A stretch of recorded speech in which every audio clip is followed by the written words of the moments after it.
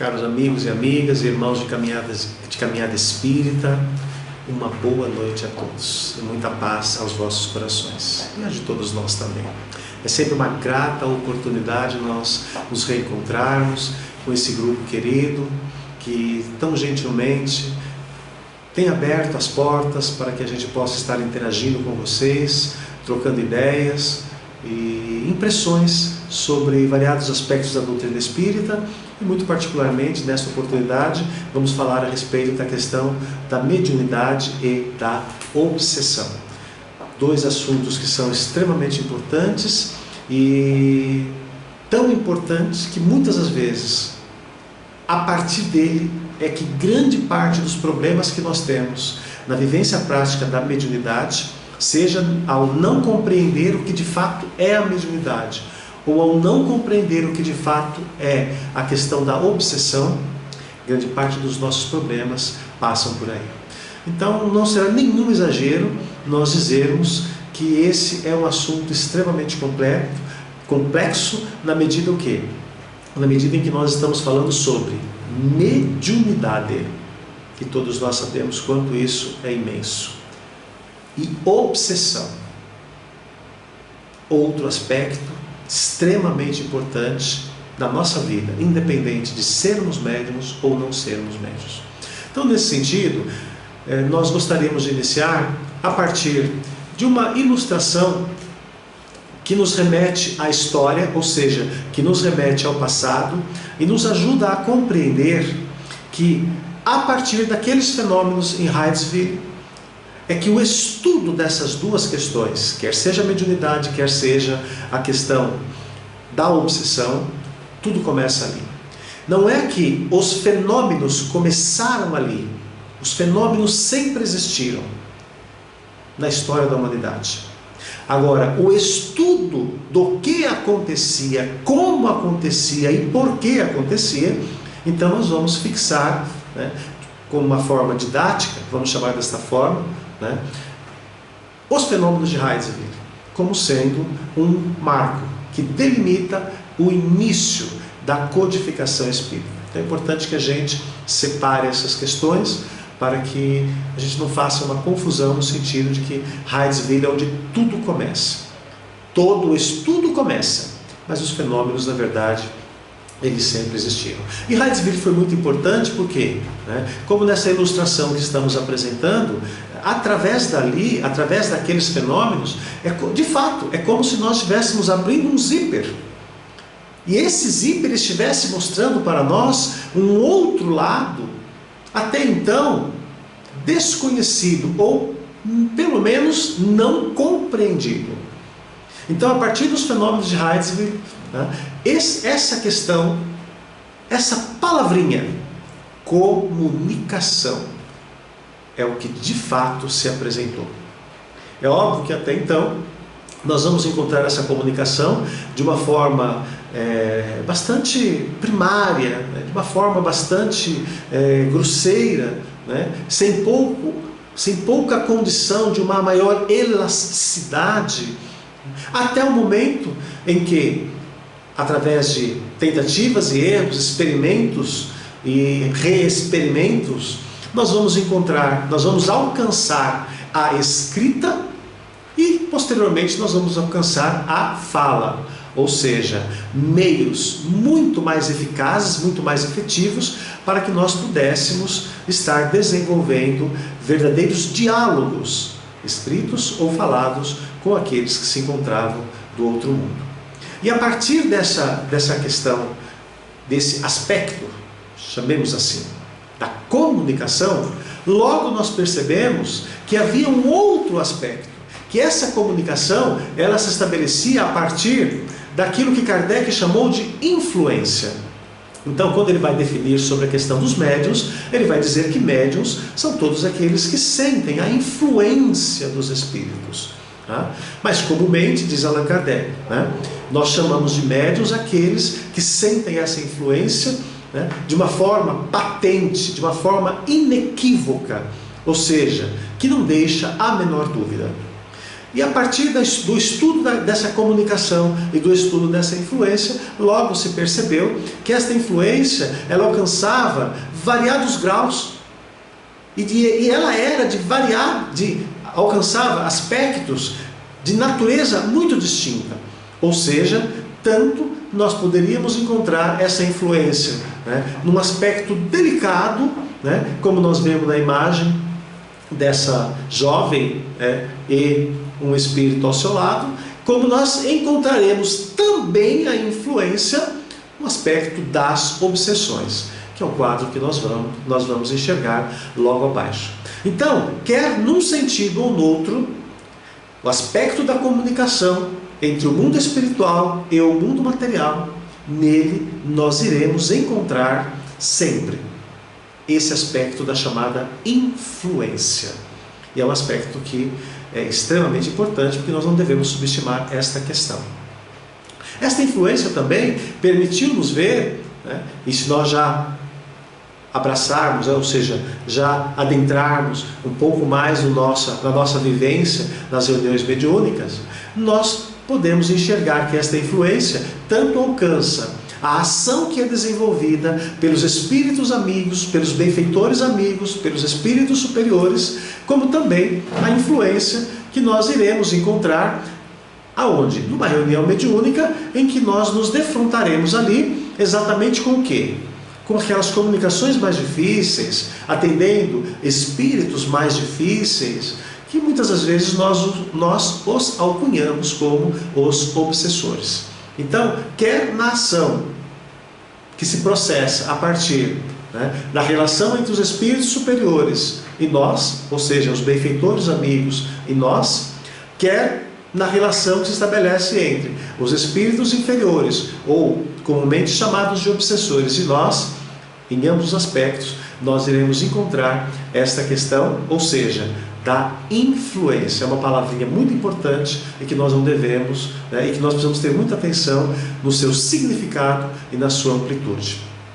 Mas nós iremos verificar também o quê? Que por trás desta influência, né, a compreensão, ou seja, do estudo da comunicação e esse aspecto da influência, né, a chave que nos proporcionou a compreensão do que realmente se passava, né, ela começa, e aí nós não podemos subestimar essa questão, que é exatamente a partir de todo o ensinamento, de toda a vivência que nós temos ali na figura de nosso Senhor Jesus Cristo. A vivência de Jesus na Terra, tudo aquilo que Ele passou, os Evangelhos, são um rico manancial a ser estudado no que diz respeito à comunicação entre o mundo espiritual e o mundo material, a influência dos espíritos sobre nós, e obviamente que a partir de todo esse arcabouço de fenômenos, desse riquíssimo arcabouço de fenômenos mediúnicos, medianímicos, se quiserem utilizar essa expressão, que o Evangelho está repleto. E se nós voltarmos ao Velho Testamento, iremos encontrar também um riquíssimo material a respeito. Todo esse riquíssimo material foi melhor compreendido a partir do momento que a doutrina espírita ela é desfraudada para a humanidade a partir do trabalho missionário de nosso irmão Allan Kardec. Então, as obras da codificação, o trabalho dos espíritos amigos, benfeitores espirituais, que vieram na sequência, dentre os quais nós estamos destacando aí o nosso irmão André Luiz, de fato, é que proporcionou a condição para que todos nós pudéssemos, nesse momento, a partir de então, melhor compreendermos os fenômenos que se processam a partir da relação entre os espíritos e nós encarnados. Então é muito importante que a gente tenha esse entendimento. Por quê? Porque sem esse entendimento dificilmente nós conseguimos compreender aquilo que de fato se passa no campo da mediunidade e aquilo que de fato se passa no campo das obsessões. Então, antes de mais nada, é oportuno nós lembrarmos o quê? Que a doutrina espírita, ela tem um tríplice aspecto. E esse tríplice aspecto é o aspecto, né? É a face da ciência, é a face da filosofia, é a face também da religião, ou dos efeitos morais, aqueles que preferirem utilizar essa terminologia, né? E o nosso irmão Allan Kardec, ele fez questão, né, de, na construção teórica que lhe coube na doutrina espírita, fazer um entrelaçamento desses três aspectos: o aspecto científico, o aspecto filosófico e o aspecto religioso. Então, nosso irmão Allan Kardec diz que a mediunidade, ou seja, que a doutrina espírita, ela é ao mesmo tempo uma ciência de observação, uma doutrina filosófica e como ciência prática. Vejam, como ciência prática, ela consiste em estabelecer com os espíritos, ou seja, como que nós nos estabelecemos ou nos relacionamos com os espíritos, e como filosofia, ela compreende todas as consequências morais a partir dessas relações. Então, o aspecto científico é como nós nos relacionamos com os espíritos, e o aspecto filosófico compreende as consequências morais que se levantam a partir destas relações. Então, meus irmãos, tudo o que nós fazemos no campo da vida e tudo o que nós fazemos no campo da experimentação espírita ou mediúnica, se assim preferirem, tudo o que nós fizermos tem e sempre terá um aspecto de consequências morais. E é por isso que nós precisamos saber muito bem como nós trabalhamos com a mediunidade, para que nós não venhamos incidir em questões que possam trazer um agravamento no campo das consequências morais. E essas consequências morais, elas não se esgotam com a vida física. Por isso nós temos a obrigação de estudar, e de estudar amplamente, principalmente esses dois assuntos, que na verdade permeiam, se não tudo, quase tudo o que nós fazemos. Ou seja, no campo da mediunidade e no campo da obsessão. E aí nós vamos lembrar uma citação do nosso amigo espiritual, benfeitor amigo, André Luiz, no livro Mecanismos da Mediunidade, psicografia do nosso irmão Francisco Cândido Xavier, em que o referido autor, ele vai assinalar, ao tratar particularmente da obsessão, né, ele vai assinalar que o estudo da obsessão, se conjugado com a mediunidade e se realizado em amplitude, ou seja, em maior amplitude e profundidade, palavras de nosso irmão André Luiz, abrangeria o exame de quase tudo aquilo que se passa junto à humanidade terrestre. Então nós vemos, né, já daquela época, essa citação de André Luiz, dando para nós a dimensão da importância desses dois assuntos.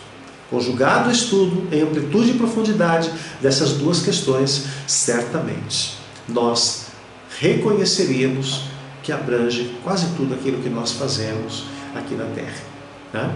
Então, mas vamos lembrar, né, de antemão, vamos lembrar que na codificação espírita, né, que deve ser sempre a nossa base de estudo e de reflexão aprofundado dos mais variados segmentos, das mais variadas faces das nossas relações com os espíritos, né? Vamos lembrar que na codificação espírita, os espíritos superiores, por meio do trabalho missionário do nosso amigo, do nosso irmão, do nosso companheiro Allan Kardec, eles cuidaram, vejam bem, eles cuidaram de estabelecer ou de reservar todo um livro das 5 obras básicas da codificação, que é o Livro dos Médiuns, para falar sobre médiuns e mediunidade.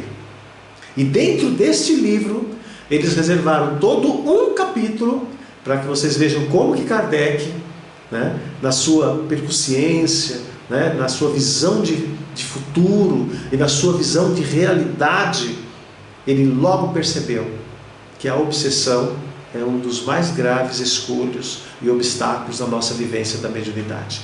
E aí nosso irmão Allan Kardec ele reserva todo um capítulo para falar sobre obsessão.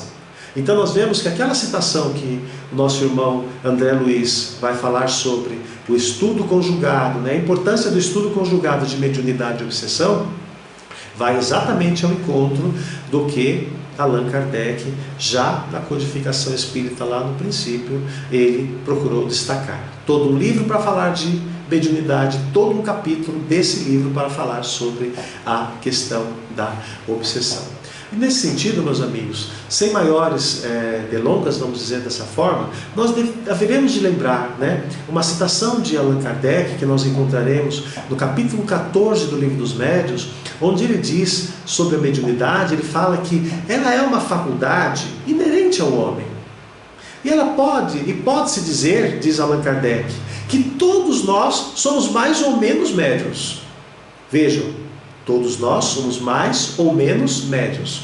Mas nós lembraremos ainda que nesse mesmo livro, nós iremos encontrar no capítulo 14, uma abordagem que nosso irmão Allan Kardec faz a respeito da obsessão, quando ele vai tratar particularmente, né, sobre a questão da obsessão, né? E de lá nós vamos extrair uma outra afirmativa do codificador, quando ele vai nos dizer que no número das dificuldades, ou seja, dos obstáculos, dos escolhos, né, que nós podemos encontrar na prática do Espiritismo, ou seja, que a prática do Espiritismo apresenta, é necessário, diz Allan Kardec, colocar a obsessão em primeira linha. Isso significa que, na nossa vivência da mediunidade, nós que estamos começando, ou nós que já estamos trabalhando já com mais tempo nessa vivência, nós nunca devemos deixar a obsessão num plano secundário de nossa atenção, né? Por quê? Porque como nosso irmão Allan Kardec bem já situou-nos desde o Livro dos Médiuns, né? Ela é algo tão grave, por quê? Porque ela é o domínio, vejam essa palavra, é o domínio que alguns espíritos podem adquirir sobre certas pessoas. Então, quando nós falamos, né, nesse aspecto do domínio, nós vamos fazer uma remissão, lembrando que há pouco nós falávamos na questão de influência, né? Nós começamos falando sobre influência. Agora nós já estamos, né, saindo do campo da influência para chegar no campo do quê? Do domínio. O que isso significa? Isso significa, né, que quando nós falamos em termos de mediunidade, é inerente ao exercício da mediunidade a influência que o Espírito exerce sobre quem? Que o Espírito exerce sobre o médium. Nós estamos falando de influência. Em todo o aspecto comunicativo, nós sempre encontraremos a influência do Espírito comunicante sobre o médium, que é o seu instrumento. Mas nós iremos encontrar também a influência de um espírito obsessor sobre nós, ou seja, sobre nós encarnados. Qual é a diferença então? Se nós estamos utilizando influência para falar de mediunidade, estamos usando influência para falar de obsessão, então nós diremos que a grande diferença, ou a imensa diferença, está nesta palavrinha, que nós já citamos há pouco e estamos colocando em destaque para vocês. Ou seja, nós estamos falando de domínio. Ou seja, o domínio que aquele espírito ele consegue alcançar sobre nós, ou seja, sobre aquele ser encarnado, sobre aquela pessoa que lhe é o desafeto. E depois nós iremos verificar que nem sempre o obsessor ele está agindo por uma questão de desafeto. Existem outras variáveis que por vezes levam ao processo obsessivo e que nem sempre é a questão do desafeto, nem sempre é a questão da rixa, nem sempre é a questão da rivalidade, nem sempre é a questão do ódio que aquele espírito tem em relação àquele encarnado. Tá? Então, a partir dessa citação que nós acabamos de fazer, né, é a partir dessas duas referências que no ensino espírita nós temos que reconhecer e dizer que nunca foi fácil falar sobre esses dois assuntos. Ou seja, falar sobre os médiuns e as respectivas mediunidades e falar sobre a obsessão. Imaginemos falar sobre os dois, né? Então, apertado, né, espaço de tempo que nós temos para essa exposição. Então, são assuntos, meus amigos, que, embora diferentes, eles comumente caminham sempre juntos, sempre lado a lado. E nós temos que saber fazer muito bem essa diferença. Por quê? Porque o médium, ele trabalha continuamente numa faixa muito estreita, numa faixa muito tênue, numa linha muito tênue, uma linha que separa, né, esses dois estados, ou seja, o estado de normalidade, se é que podemos dizer assim, e aí nós estamos falando de normalidade mediúnica, e o estado de obsessão, ou seja, os estados de obsessão ou de pura mediunidade. Nós temos que saber, aprender a fazer essa diferença, porque senão nós podemos, né, ter grandes entraves na nossa vida e que nós não precisaríamos passar. E é por isso que hoje nós vamos tentar discorrer sobre essa mescla mediunidade e obsessão, ou seja, desses dois assuntos tão importantes, tão importante um quanto o outro, né? Tão comentado um quanto o outro, mas temos que reconhecer, nem sempre tão compreendidos, né? De fato são assuntos complexos, né? Mas parece-nos que a maior causa, né, o maior motivo ou o motivo mais determinante para a compreensão ampla desses dois assuntos está exatamente no quê? Está exatamente no grau de profundidade que nós estudamos. Então não adianta nós estudarmos superficialmente essa questão e queremos ter uma compreensão profunda dessa questão, né? Ou seja, desses dois assuntos. Então o que diferencia, né? O que nos diferencia um em relação ao outro é exatamente a capacidade que nós temos de fazer com precisão a diferença do que é pura mediunidade e do que é pura obsessão. E isso, como dizíamos há pouco, a grande diferença parte do grau de profundidade do nosso estudo. Então não adianta nós lermos uma obra aqui, pularmos um capítulo ali, né, e acharmos que já é o suficiente para a nossa plena compreensão, a plena compreensão desse assunto. Nós precisamos de algo que vai além disso, tá?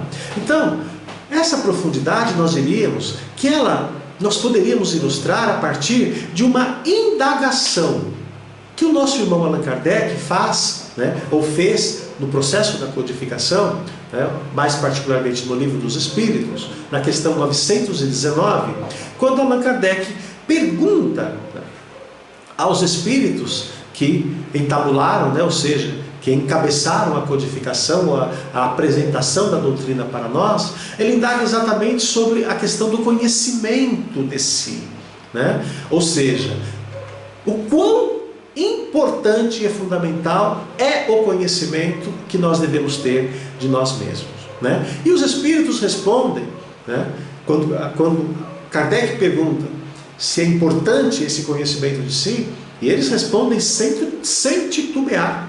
Eles vão dizer que o conhecimento de si é o meio mais eficaz, olha só, para melhorar e para resistir nesta vida exatamente o quê?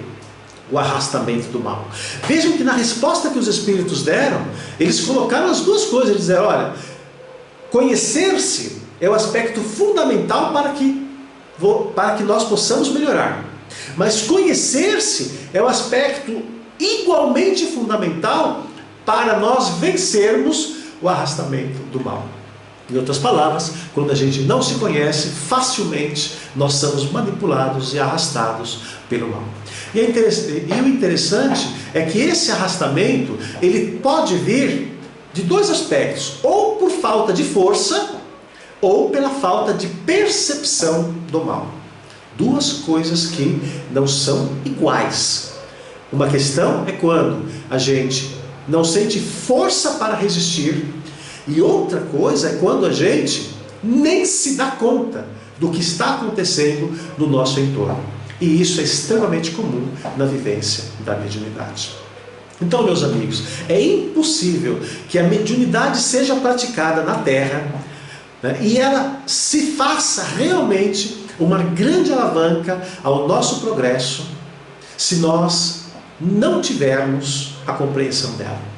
É impossível que a mediunidade seja praticada e ela se levante como uma ferramenta para o nosso melhoramento individual, sem que nós nos esforcemos dia a dia, sem que nós nos esforcemos no sentido de perseguir o quê? Exatamente aquilo que os Espíritos responderam para o nosso irmão Allan Kardec, ou seja, o conhecimento de si mesmo. Mas não menos impossível é que nós evitarmos o arrastamento para o mal a partir dessa tal obsessão, sem que nós também tenhamos de perseguir o mesmo conhecimento de si mesmo. Em outras palavras, meus amigos, o que quer que nós pretendamos estudar no campo da mediunidade ou no campo da obsessão, quanto às causas, ou analisar quanto aos efeitos, quer no campo da mediunidade ou no campo da obsessão, passa obrigatoriamente pelo conhecimento de si mesmo.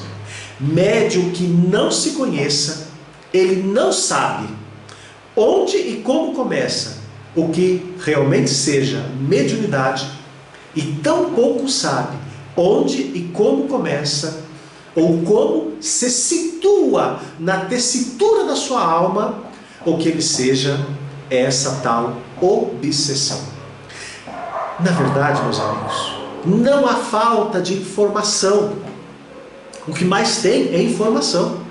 O que falta é estudo. O que falta é autoestudo. Não adianta só nós estudarmos para fora. Nós temos que fazer o estudo também para dentro. O que falta é análise, mas não adianta apenas analisar para fora. Nós temos que analisar também para dentro. E isso chama-se autoanálise. Na falta do estudo e da análise, sobrevém o equívoco. O equívoco naquilo que a gente está observando, ou seja, na observação dos efeitos, e o equívoco, e esse equívoco leva à incompreensão das causas. Ora, se nós nos equivocamos quanto aos efeitos e nos equivocamos quanto à causa, obviamente que certamente nós não saberemos dizer se o que está acontecendo conosco é um fenômeno a ser atribuído a uma influência própria da mediunidade, ou se é um fenômeno a ser atribuído a uma influência em que, na verdade, nós já estamos falando de um domínio que se estabelece a partir do quê? A partir da influência persistente dos Espíritos sobre nós. Então, é muito fácil nós confundirmos os efeitos do fenômeno da mediunidade com os efeitos do fenômeno da obsessão. Ou, se vocês preferirem, né, nós confundirmos os transtornos de um com os transtornos de outro. Mas para falarmos, né, disso, nesta ocasião, nós vamos utilizar a título de ilustração aquela passagem que nós vamos encontrar no Evangelho de Mateus, onde Jesus, ele cura um jovem possesso. Um possesso, um jovem que havia sido apresentado aos apóstolos, mas os apóstolos não haviam conseguido curar. E aí Jesus pede que eles sejam trazidos aquele jovem. E Jesus, obviamente, né, o curou. E os apóstolos não haviam entendido por que eles não tinham conseguido curar aquele jovem, né? E eles vão perguntar a Jesus. E aí Jesus responde. Jesus lembra-lhes primeiro o aspecto da fé. E ele fala que aquela casta de espírito, somente jejum e oração. Ou seja, a abstenção do mal, ou seja, não é o jejum da comida, mas a abstenção do mal e a oração, que nos liga a Deus. Mas não a oração proferida dos lábios para fora, mas aquela oração proferida com a alma. Isto é que é a fé. Então é muito importante, né? Nós compreendermos, e nós poderíamos até nos perguntar, né? Se todos nós somos médiuns, ou mais ou menos médiuns, como Allan Kardec coloca, e se a obsessão é um processo comum, um processo que se estabelece de forma até natural e de forma tão ampla, muito mais ampla do que o desejado, a grande pergunta é: será que se a obsessão está tão presente assim na nossa vida, será que nós poderíamos dizer que isso significa que todos nós somos influenciáveis e passíveis da obsessão? Será que existirá algum médium que não está passível da obsessão? E a resposta é muito simples. É exatamente isto. Todos nós somos influenciáveis, sim, por toda a ordem de espíritos, sim, e todos nós somos passíveis da influência dos espíritos, ou estamos sujeitos, em determinadas circunstâncias, em determinadas situações, a nos vermos vitimados em processos da obsessão. Então, é por isso que se diz que mediunidade e obsessão, muitas das vezes, caminham juntas. Aliás, são os próprios espíritos, né, que quando foram indagados por Allan Kardec, né, se os espíritos, Kardec ele pergunta a eles, né, se os espíritos interferem nos nossos pensamentos e nos nossos atos, né, e eles respondem de uma forma assim magnífica, sem sombra de dúvidas.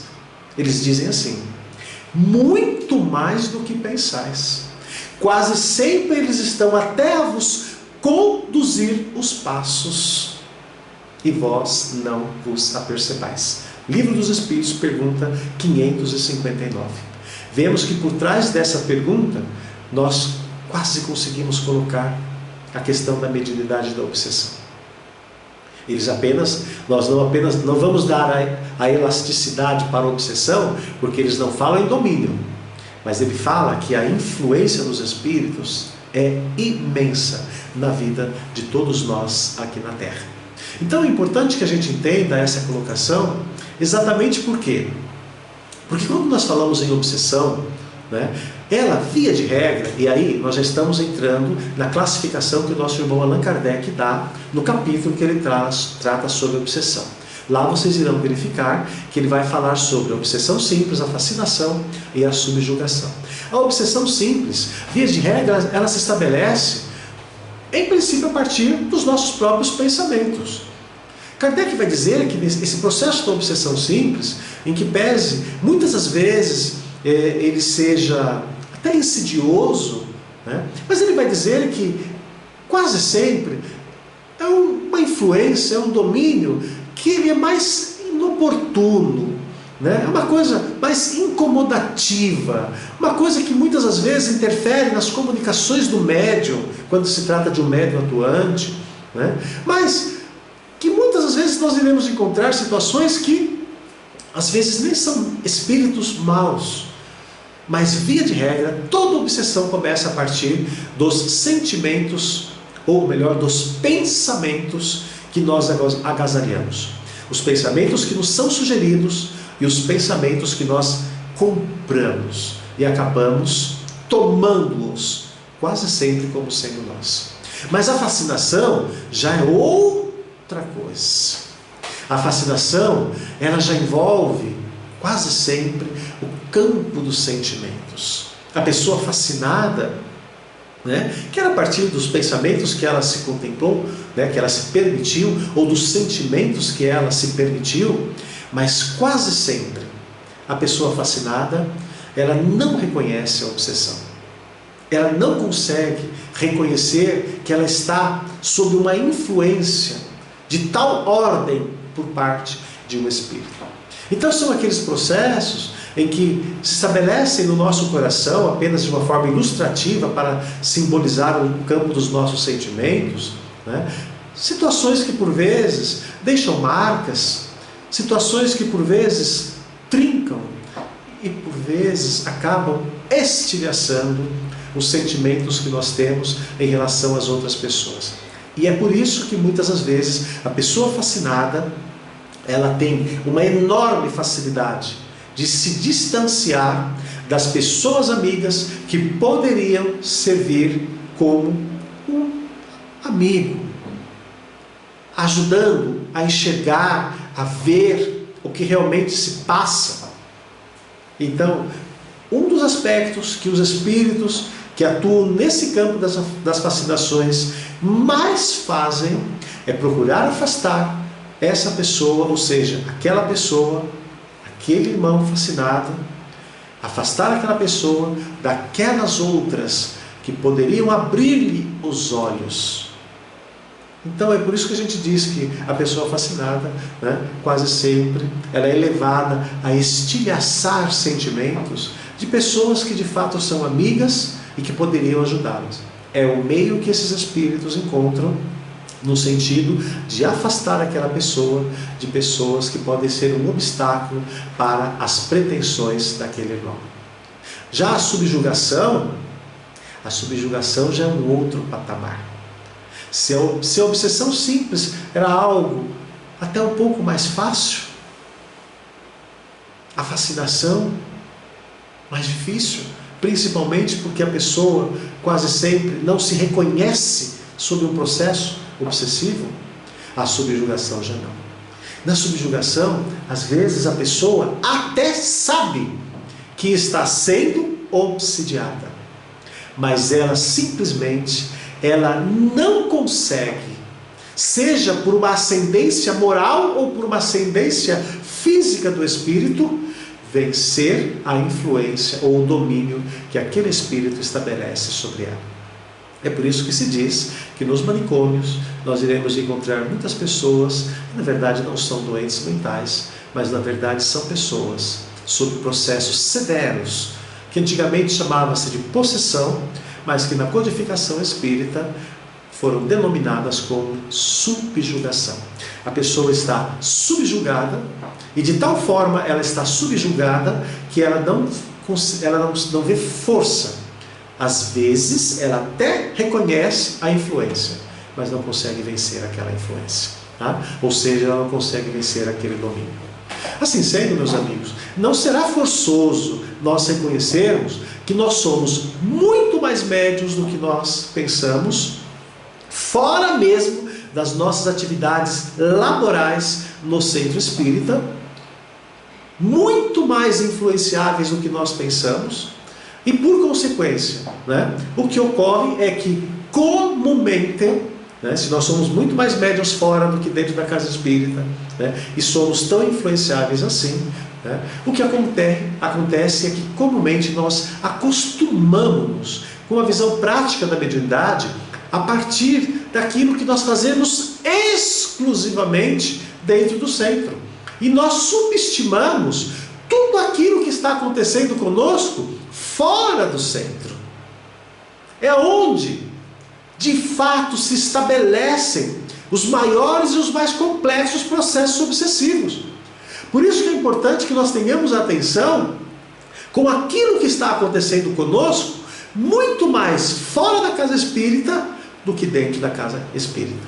Porque não adianta nós sermos um bom médium dentro da casa espírita e sermos um médium invigilante fora da casa espírita. De nada adiantará, porque nós estaremos extremamente expostos a essas influências perversas, a esses domínios perversos desses espíritos, pela nossa invigilância fora da casa espírita. Então, nós nos acostumamos com essa visão prática da mediunidade, mas nós não devemos esquecer que nós somos médiuns em qualquer lugar, em qualquer dia, em qualquer horário. E nesta condição e nesta circunstância, somos tão influenciáveis quanto estamos influenciando tanto quanto também. Porque a gente não só é influenciado, a gente também influencia. Porque a única coisa que nos diferencia dos espíritos é a questão que nós temos um corpo físico. Mas nós somos tão espíritos quanto eles também o são. E é daí que muitas das vezes, meus amigos, e é importante que se diga isso, nós iremos encontrar obsessores encarnados, obsessores encarnados dos desencarnados e obsessores encarnados dos próprios encarnados. Porque o que nos diferencia é simplesmente o fato de que nós estamos no corpo físico. Tá? Mas o exercer um domínio sobre outro independe de nós estarmos no corpo físico ou de nós estarmos fora do corpo físico. Tá? A faculdade mediúnica, ela é isto. Né? Essa faculdade que se estabelece a partir da influenciação recíproca, em que espíritos e médiuns comunicam pensamentos e comungam sentimentos. Vejam, a gente está comunicando sentimentos, pensamentos, e estamos comungando sentimentos. Esta é a fórmula perfeita do que diz respeito ao exercício da mediunidade, mas também, meus amigos, o que diz respeito ao fenômeno da obsessão. São dois fenômenos que partem disso. Né? Então, e isto ocorre o quê? Esse fato, né, da comunhão de pensamentos e o comungar de sentimentos, isso ocorre a partir de um ponto comum que existe tanto na obsessão quanto no campo da mediunidade. E esse campo comum tem um nome, ou seja, sintonia. Toda vez que nós nos sintonizamos com os espíritos, quaisquer que sejam eles, né? Os bons, a gente só vai ter uma influência mais marcante, mais presente, mais perceptível pelo campo da sintonia. Mas os maus, nós iremos muitas das vezes nos ver em caminhos que podem nos levar ao domínio desses espíritos em relação a nós. Tá? Então, se por um lado nós vimos há pouco, tá, que a mediunidade e a obsessão têm esse ponto comum chamado influência, agora nós estamos vendo o quê? Tá? Essa outra questãozinha chamada sintonia. Então nós estamos ilustrando, né, para vocês a partir do quê? A partir de algo muito comum na vivência humana na Terra. Ou seja, nós pegamos aí uma estação transmissora e um domicílio.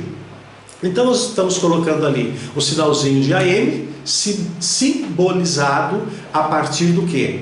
A partir destas ondulações, né, que se alternam, e pegamos também, tá? Ou seja, o quê? Uma frequência de FM com as ondulações de forma diferente do que? Da AM. O que isso está mostrando para nós? Né? Um aspecto apenas comparativo. Tá?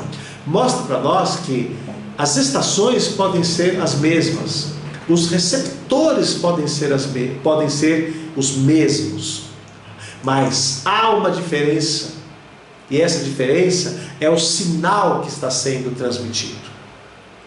Ou seja, o sinal de AM é um, o sinal de FM é outro.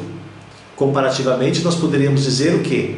Tá? Que de igual modo, o sinal que é transmitido por um espírito superior é um, o sinal que é transmitido por um espírito inferior é outro. Então não há milagres no processo comunicativo mediúnico. Se nós estamos numa frequência superior, nós conseguimos captar, nós conseguimos ser instrumentos e mais fiéis dos espíritos superiores. Mas se nós estamos numa frequência inferior, não adianta nós queremos ser instrumento dos espíritos superiores. Se nós estamos na frequência exclusivamente dos espíritos inferiores, não podemos lamentar se nos vemos vitimados pelos processos obsessivos que se estabelecem a partir da influência destes espíritos. Então é muito importante que nós compreendamos isso, tá? Que é exatamente a partir do tipo de frequência e da sintonia que nós estabelecemos nela, que nós estamos em comunhão com os espíritos amigos e benfeitores, ou estamos entregues aos espíritos inferiores que transitam nessas faixas mais de sofrimento, tá? Então, nosso irmão Allan Kardec, nosso irmão André Luiz, tá? Quando ele vai tratar sobre essa questão, quer neste livro temos aqui, ou seja, Mecanismos da Mediunidade, tá? Um livro às vezes pouco estudado e que mereceria de nossa parte uma atenção maior, tá? Ele vai tratar minuciosamente, em detalhes, sobre essa questão, sempre usando aspectos comparativos, né? Dos aspectos de frequência, dos aspectos próprios da física material, tá? Mas mostrando para nós que existem diferentes tipos ondulatórios, diferentes tipos de frequência e, obviamente, diferentes tipos de sintonia, tá? E ele vai dizer que nós vivemos num mundo cercado de energias, tá? Ou seja, que na nossa vivência mediúnica nós não podemos esquecer essas palavrinhas que estão em destaque, ou seja, energia, vibração, frequência, ondas e sintonia. Não dá para entender mediunidade sem nós compreendermos energia, vibração, frequência, ondas e sintonia. Tá? Essas questões, essas mesmas questões, essas mesmas palavras, nós iremos encontrar aonde? Exatamente no campo da obsessão. Energia, vibração, frequência, ondas e sintonias. E é a partir do entendimento disto que nós conseguimos entender que o mesmo que se aplica no campo mental, ou seja, energia, vibração, frequência, sintonia e ondas, o mesmo aplicar-se-á no campo dos sentimentos. Essas mesmas palavras, ou essas mesmas expressões, ou essas mesmas questões, aplicam-se tanto na influência que parte a partir dos nossos pensamentos, e a influência que parte a partir do campo dos nossos sentimentos. Energias, vibrações, frequência, ondas e sintonia. Então todos nós que somos estudantes da mediunidade não devemos esquecer o que, ou seja, o que significam isso, essas palavras, e qual a repercussão que tem no nosso campo mental e a repercussão que tem no nosso campo emocional. O que ocorre na verdade, meus amigos? O que ocorre é que quando nós nos lançamos ao estudo da obsessão, nós identificamos que também se trata de uma influência. É isso que nós estamos tentando falar. Uma influência recíproca em que se comunicam pensamentos e se comungam sentimentos e vontade. Então, em todo o processo obsessivo, não nos enganemos. Não basta simplesmente o pensar, o sentir e a vontade do espírito. O pensar, o sentir e a vontade do espírito entra no campo de uma reciprocidade. Então, os antigos diziam, é a questão de juntar a fome com a vontade de comer. Então não existe processo obsessivo que se estabeleça única e exclusivamente a partir do que quer o espírito obsessor ou aquele espírito manifestante. É o que ele quer, é a vontade que ele tem e a reciprocidade que nós haveremos de encontrar em nós encarnados. Então, na verdade, nós somos, de uma forma ou de outra, nós somos sempre parceiros do que acontece conosco. Parceiros desses irmãos, mesmo no campo das nossas desditas. A grande diferença quando a gente fala, quando falamos em termos de obsessão, é exatamente o quê? É o fato, simplesmente, de que essa esse processo, ou seja, aquilo que nós chamamos de influência espiritual, vai ao patamar do domínio, é o que nós estávamos falando há pouco. E ele pode ser um domínio consciente ou pode ser um domínio inconsciente, mas ele sempre será um domínio. Ou seja, aquela ação que aquele espírito está exercendo sobre o outro. E como dizíamos há pouco, pode ser um outro encarnado ou um outro desencarnado. E este domínio, ele se lança naturalmente ao campo dos pensamentos, da vontade e da ação. Por isso Kardec fez aquela tripartição: obsessão simples, fascinação e a questão da subjugação, de encarnado ou desencarnado. E isto, né, é o que diferencia a ação dos espíritos superiores sobre nós e a ação dos chamados obsessores sobre nós também. Os espíritos superiores não invadem o nosso livre-arbítrio e não exercem domínio no sentido de nos constranger a fazer o que eles querem. E diferentemente acontece em relação aos espíritos inferiores, né? Esses invadem o nosso pensamento, o nosso sentimento, a nossa vontade para fazer aquilo que eles querem. É isso que diferencia, né? É um dos aspectos fundamentais que diferenciam a influência da obsessão em relação à influência própria da mediunidade. Tá? É preciso, para os espíritos inferiores, né, eles não se comprazem só em influenciar. Né? Para eles é preciso dominar, para eles é preciso subjugar. Subjugar a outrem no seu pensar, no seu sentir, no seu agir. Né? E foi a partir desta constatação que Allan Kardec assevera-nos, né, que na análise da obsessão é preciso distinguir com muita precisão o grau de constrangimento, a natureza dos efeitos que aquela ação produz sobre nós. Né? E foi isso que levou a apresentar a obsessão como um conjunto de fenômenos. É muito importante essa expressão, conjunto de fenômenos. Né? No processo obsessivo não existe uma ação unitária. O espírito obsessor, né, ele tece um conjunto de ações para chegar no seu objetivo. É o que Kardec chama de um conjunto de fenômenos, cujas principais variedades ele deu aquela tripartição, ou seja, obsessão simples, fascinação e subjugação. Muitos autores se propuseram a estudar isto, né? Ou seja, a obsessão e as suas manifestações, né?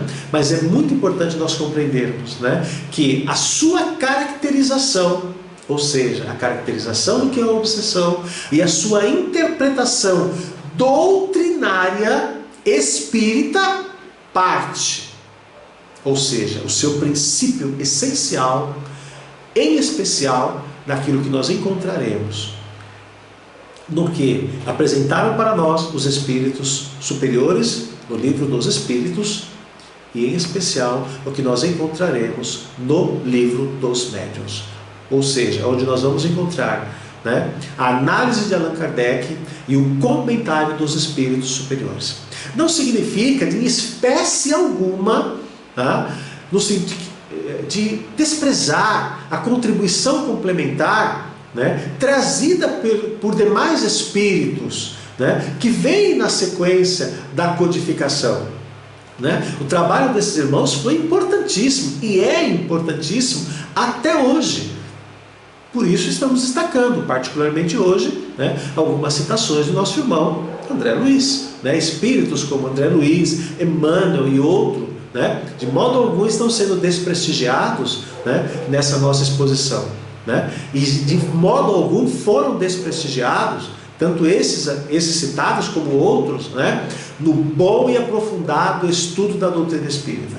O bom e aprofundado estudo da doutrina espírita deve alcançar a obra da codificação como um todo, de forma intensa e aprofundada, e deve ir na direção do que esses autores vieram dar amplitude no que foi semeado. É por isso que nós dizemos que o nosso irmão Allan Kardec, na codificação espírita, e não podia ser diferente, ele prestigiou o quê?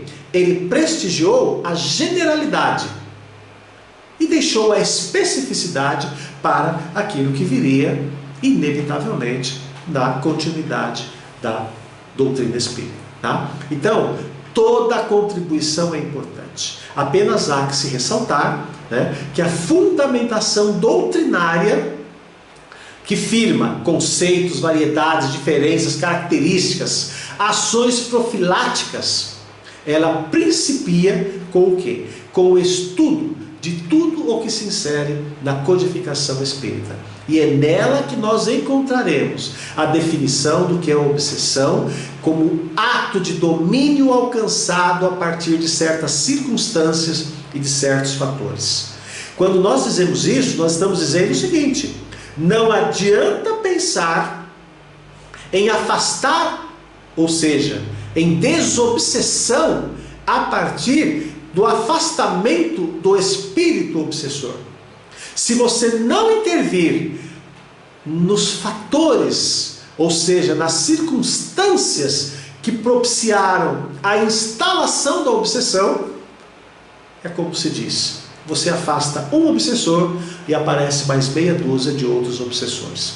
Então não existe desobsessão por mero afastamento de obsessor. Todo processo obsessivo, ele se instala a partir da presença ou da ação de um espírito obsessor, ou de um espírito inferior, de um espírito nessas condições, mas se instala a partir daquelas circunstâncias e fatores que proporcionaram ou que propiciaram que aquela ação obsessora ela pudesse se tornar eficiente, eficaz e efetiva na nossa vida.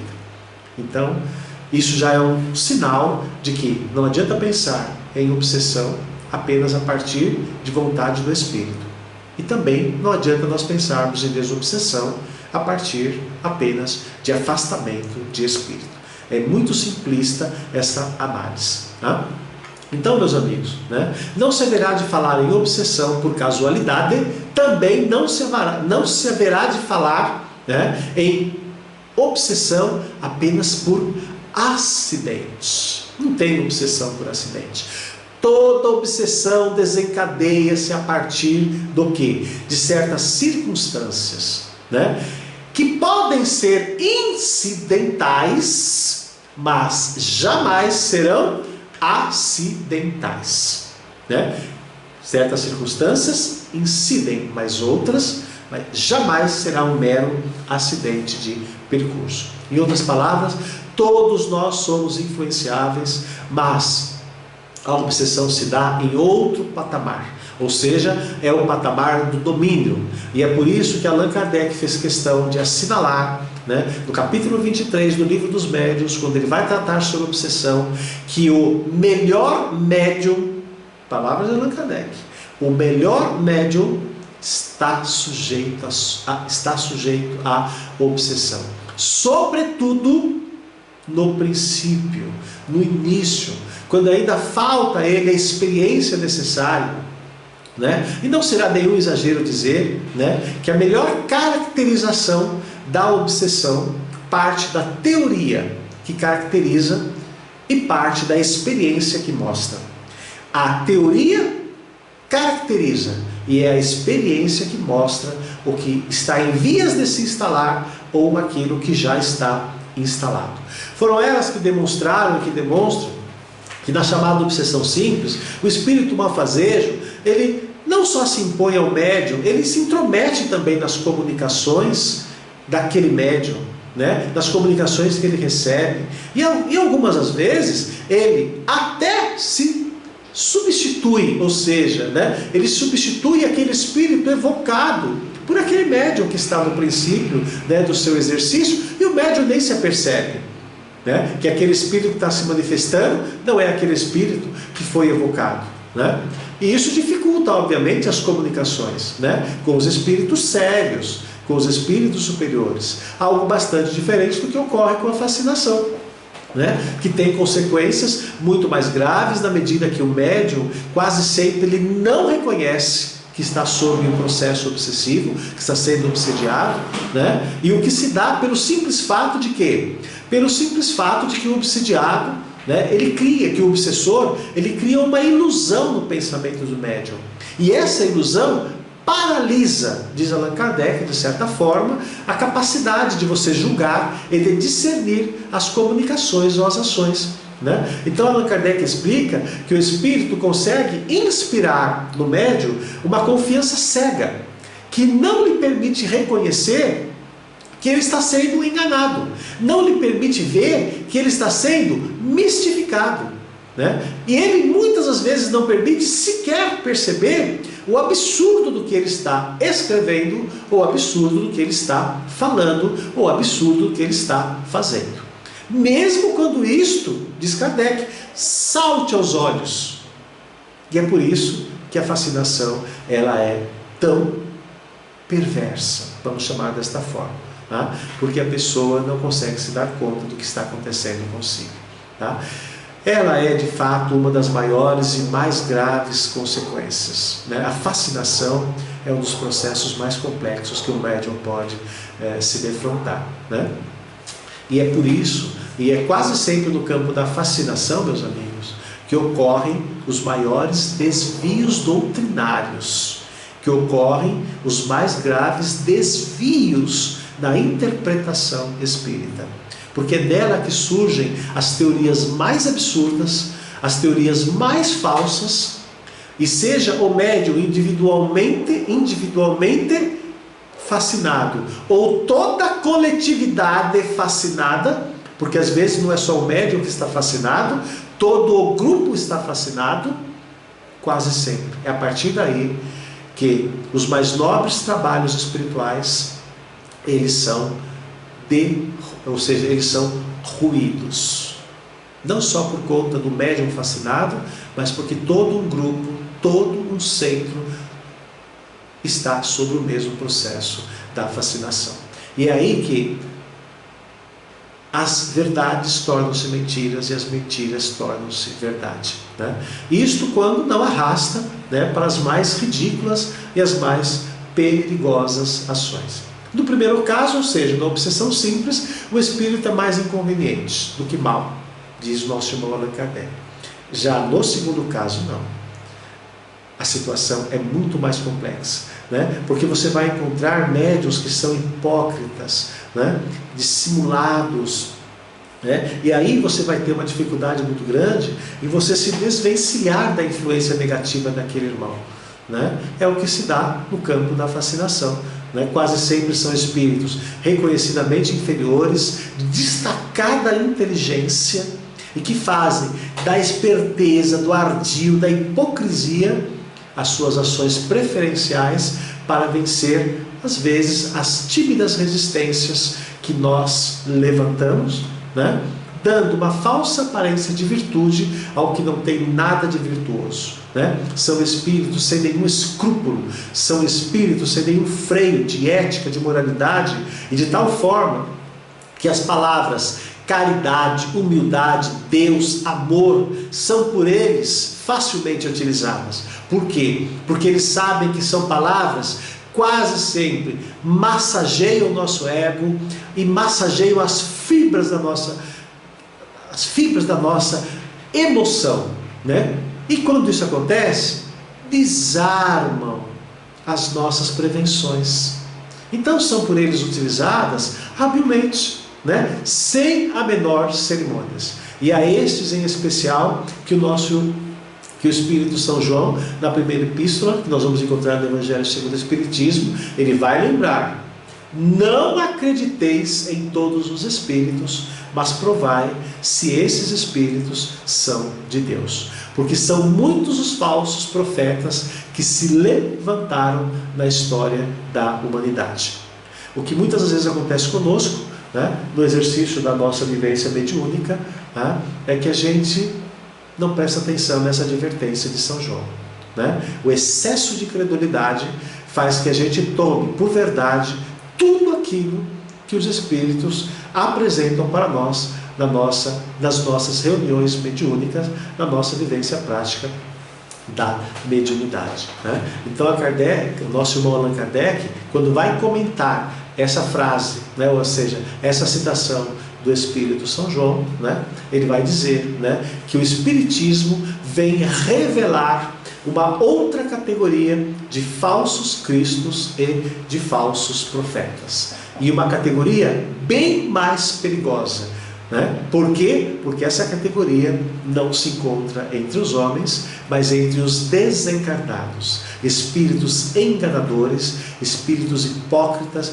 orgulhosos, que se disfarçam sob nomes muitas vezes até veneráveis por nós, mas que escondem as mais absurdas e bizarras ideias. São espíritos que atuaram sobre a Terra, atuaram sobre a humanidade de maneira sutil e imperceptível, mas nos últimos tempos, né, o número desses espíritos tem sido, ou seja, que se valem da mediunidade ostensiva, tem sido muito grande, né? Algo da mediunidade ostensiva, exagerada, e da irrefletida credulidade de todos nós médiuns na Terra, né? Então, por que isso acontece? Sabe, porque eles sabem, né, que basta um nome bonito, um nome reverenciado na Terra, para que a maioria das pessoas dispensem, né, os mínimos cuidados de atenção, de análise daquilo que recebem no ditado dos Espíritos. Eles passam a ser tidos como mentores, e de fato são mentores, mas não são mentores superiores, são mentores inferiores, mas nós os tomamos como sendo nossos amigos superiores, né?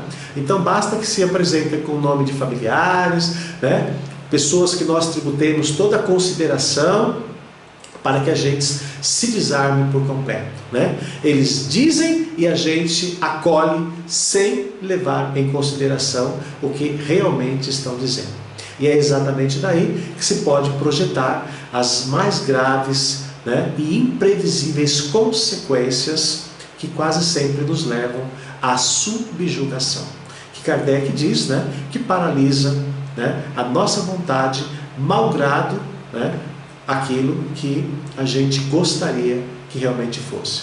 Comumente a vítima, no campo da subjugação, ela às vezes até reconhece o que está acontecendo, mas ela não tem força moral, né, para vencer o domínio que o Espírito exerce, tá? Então isso faz com que a pessoa possa chegar a situações como de muitos irmãos doentes mentais, né, que nós vamos encontrar nos manicômios, que na verdade não são doentes mentais, mas na verdade, né, eles estão sendo tratados como doentes mentais, sem que realmente o sejam.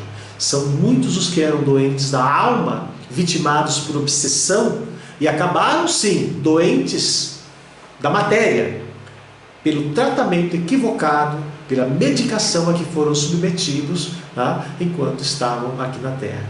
Ou seja, são irmãos, tá, que são muito mais doentes da alma, mas que agora apresentam sérias repercussões orgânicas. Foram por esses motivos, né, e por essas consequências que Allan Kardec ele vai reservar no capítulo 23, né, as principais características, né, que definem o que é, ou que sinalizam um processo obsessivo. Então ele vai falar sobre a insistência de um espírito em querer se comunicar, e a pessoa às vezes não consegue vencer essa influência, esse desejo, essa vontade. Ele vai falar da ilusão, né, que aquele espírito gera na mente do médium, né, e que falseiam as verdades, ou seja, falseiam as mentiras, dando-lhe um aspecto de verdade. A própria aceitação do médium, dos elogios, né, a gente gosta de ser elogiado, né, e quando a gente vê um elogio, né, já levou a gente para o buraco, né? A própria questão, né, da infalibilidade, a gente passa a acreditar na infalibilidade daquilo que aqueles espíritos, né, estão dizendo, simplesmente pela identidade como eles se apresentaram perante nós, né, como eles se comunicam, a própria disposição de você se afastar daquelas pessoas, né, que estão ali junto de você, que querem ajudar.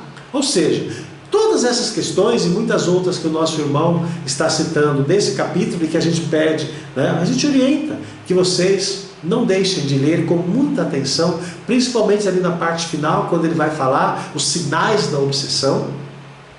Por quê? Porque se eu não tiver o conhecimento daquilo, quando eu menos me der conta, de fato, a minha vontade já está totalmente subjugada a partir da influência desses espíritos, fazendo com que a gente faça ou fale aquilo que nós, em situação normal, nós jamais falaremos.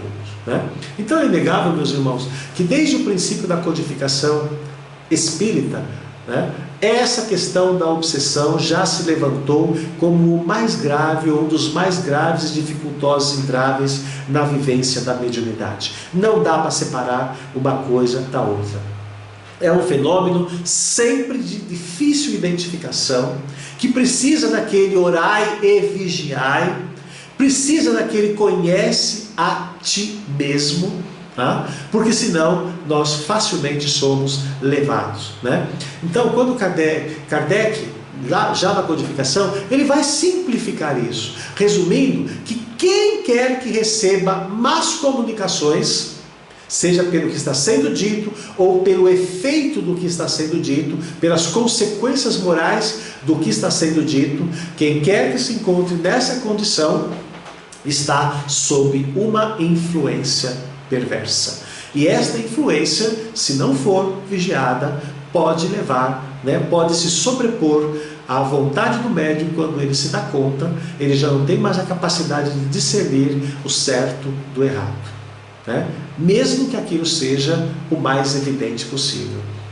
É uma obsessão já instalada ou em processo de instalação. E até hoje, meus amigos, não surgiram outros elementos profiláticos de maior efetividade que não o exercício constante e reiterado da humildade do médium. Não tem outro. É só essa humildade que permite que o médium nunca se esqueça de submeter as suas comunicações escritas ou orais a outros irmãos, a outros companheiros, irmãos que muitas das vezes são mais experimentados na vivência da mediunidade, ou mesmo que esse médium submeta as suas comunicações ao crivo da razão, da lógica, do bom senso. Até hoje, meus irmãos, não existe ação profilática maior do que estas, maior do que o orai e vigiai, que apresenta-se como medida insuperável, tanto quanto é insuperável aquele conhece-te a ti mesmo que falávamos há pouco, aquele conhecerás a verdade e a verdade vos libertará. São as ações mais efetivas que existem no campo da obsessão e no estudo da mediunidade cristã, da mediunidade superior. E é por esses e outros motivos que a história da mediunidade junto à humanidade, ela foi pródiga em registrar os mais fragorosos fracassos. Aliás, em alguns casos, fragorosos fracassos. E em grande parte, única e exclusivamente, não pela força do Espírito sobre o homem na terra, mas pela falta da real amplitude da mediunidade e da real complexidade desse fenômeno chamado obsessão. Ambos de enganosa facilidade, ambos fenômenos de enganosa simplicidade. Equivocadamente, há quem creia que para ser um bom médium, basta ostentar uma faculdade mediúnica, por mais ostensiva que ela seja, fazer um curso mediúnico, reunir alguns amigos, apagar as luzes e aguardar as manifestações dos espíritos. Mas há também quem os crê, aqueles que creem que a obsessão possa ser enfrentada tão somente a partir do quê? Do passe, da água fluidificada, de palavras fraternas numa reunião mediúnica. Meus amigos, em verdade, são duas visões extremamente simplistas para problemas de elevada complexidade, que somente a segura orientação doutrinária que nasceu com o nosso irmão Allan Kardec né? E que deixou o direcionamento mais seguro conhecido até hoje. E esse direcionamento é justamente o estudo alongado, aprofundado dos fatos, à luz da interpretação espírita. Então, se nós não nos propusermos a isto, dificilmente nós sairemos da zona comum do que é a mediunidade e do que é a obsessão, né? E essa interpretação, né, é somente essa interpretação que nos afasta de uma visão simplista, grosseira, pequena, nossa, né? É só ela que faz, né, que a gente compreenda que essa prática da mediunidade cristã na Terra é um caminho estreito mesmo, cheio de obstáculos, cheio de dificuldades, né, cheio de sofrimentos, e só a nossa interpretação é que quer fazer com que a gente acredite que a mediunidade é um caminho cheio de flores e de glamour, e que o sofrimento é mero acidente de percurso. Nada mais equivocado do que essa visão. E é imperioso que se diga isso, né? E que se diga isso aos médiuns que estão começando, aos médiuns que estão trabalhando, aos médiuns todos, para que não procurem na mediunidade o que ela não se propõe na Terra. Ou seja, que ela trará o imediatismo da vida física, que ela trará essas questões fugazes, né? Na verdade, o que nós podemos esperar da mediunidade cristã vivenciada na Terra é o exercício contínuo de superação, minuto a minuto, hora a hora, dia a dia, ano a ano, em que o sofrimento é ainda é a grande forja que esparge as trevas do nosso passado, de um passado delituoso. O sofrimento é o que ilumina o nosso futuro glorioso, mas é a doutrina espírita, né? Mas a doutrina espírita é transparente e não faz propaganda enganosa, oferecendo felicidade de que nós ainda não somos merecedores, nesse mundo de provas e expiações, quando esta ainda não é conquista desta geração. Bem afirma o espírito François-Nicolas Madeleine, Cardeal Morlot, Paris, mensagem que nosso irmão Allan Kardec coloca no Evangelho segundo o Espiritismo, capítulo 5, onde fala sobre bem-aventurados os aflitos. A felicidade ainda não é deste mundo. Onde, com muita propriedade, ele assevera que a felicidade, ela ainda é para nós uma utopia. Uma utopia em que sucessivas gerações se lançam no encalço dela, querendo encontrá-la aqui na Terra. Mas nós, médiuns, espíritas, que temos essa visão do passado e a visão do futuro, não devemos nos trair nessas utopias.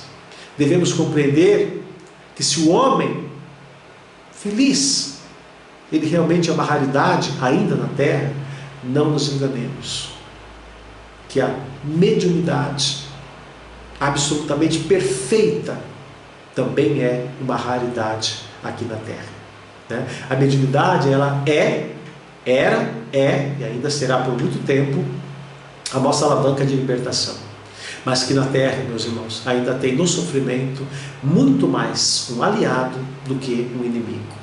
É que quase sempre nós queremos fugir do sofrimento, e toda vez que nós fugimos do sofrimento, quase sempre nós nos abraçamos com certos espíritos que querem fazer das fantasias aquilo que nos ilude e nos tira do bom caminho. Quase sempre, né, nós vamos encontrar nestes espíritos as portas da obsessão. É muito importante que nós compreendamos isto, né? A mediunidade ainda é para nós na Terra a maior oportunidade que nós temos para nós revermos o nosso passado, para nós projetarmos um novo futuro.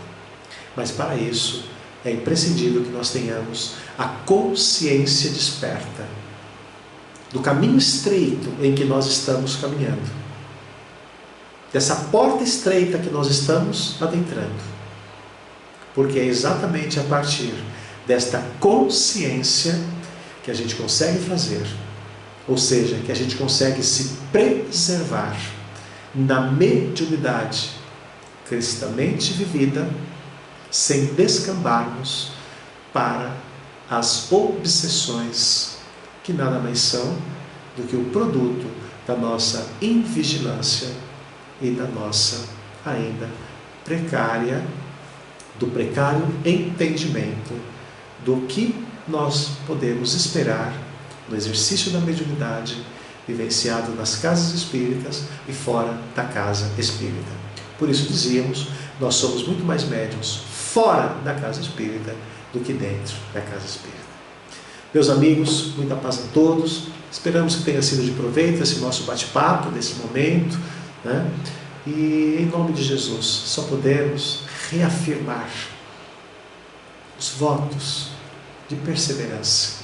Não desanimemos diante dos obstáculos. Os obstáculos estão aí, fazem parte da nossa vida, mas tudo pode aquele que nele crê. Tudo passa, dizia o nosso irmão Chico Xavier. As dificuldades também passarão, mas vamos passar por elas com a dignidade cristã, com a cabeça erguida. Que Jesus abençoe a todos os irmãos, muita paz, é o que nós desejamos em nome de Jesus. Uma boa noite a todos.